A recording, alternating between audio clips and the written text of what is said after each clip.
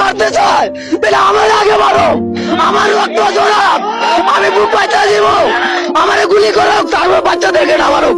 ওরা কি জানে না একটা বাচ্চা মারতে কত কষ্ট হয়, কত কষ্ট করে না লালন পালন করা লাগে। এরপরে বাচ্চারা কিভাবে মারে, কিভাবে গুলি করে। কালকে দেখে ছেলেরা মারলো, ওই ছেলেরা কি করছিল, এতভাবে দাঁড়াই আসছিল, কি দোষ আসছিল, তারা কি দোষে তারা গুলি করলো, কি দোষটা ছিল, তার একটা দোষ তো মাঝে থাকতে হয়। ও ভাই, একজনের যদি একজন মারে তো তার একটা দোষ লাগে, কি দোষে তারা মারলো, কি দোষে তারা গুলি করলো, এইভাবে গুলি করলো কেন করলো? আরে আল্লাহ, এই মানুষ, এই যে মানব জাতি, এই মানব জাতি আর কত পয়সা থাকবা, আর তোমরা কত পয়সা থাকবা? তোমরা নিরবতার কারণে আজকে দুষ্কৃতিকারীরা ধ্বংস করে দিতেছে আমাদের ছেলেদেরকে, শেষ করে দিতেছে। 5টা বাচ্চাকে কালকে মারলো, আমি কালকে থাকতে পারি নাই, আমি রাত্রে বের হয়ে গেছিলাম, আমার বাচ্চা ধরে ধরছে যে বাবা তুমি যাইও না, আমি